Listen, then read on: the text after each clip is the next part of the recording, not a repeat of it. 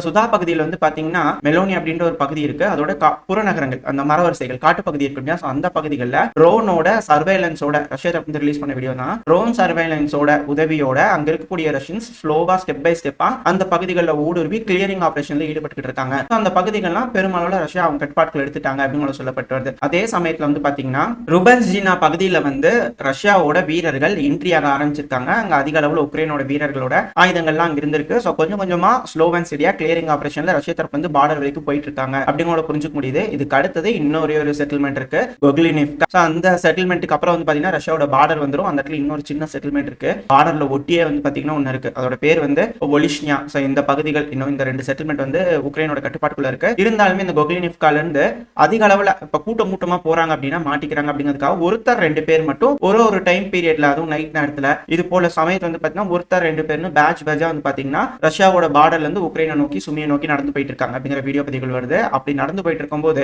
Border பகுதிகள் எப்படி இருக்கு அப்படிங்கறத உக்ரைனோட வீரர்கள் வந்து வீடியோ பதிவு எடுத்திருக்காங்க. சோ அதோட வீடியோ பதிவு செயலோட இருக்கும். அந்த வீடியோ பதிவு பார்க்கும்போது தெரியுது பெருமளவுல சேதத்தை சந்திச்சிருக்காங்க உக்ரைன் ரிட்ரீட் ஆகும்போது அப்படிங்கிற புரிஞ்சுக்க முடியுது. ரஷ்யா கூடிய சீக்கிரத்துல அந்த பார்டரை கட்டுப்பாட்டுக்குள்ள எடுத்துக்குவாங்க அப்படிங்கிற மாற்று கருத்துல இதே வேகத்துல போனா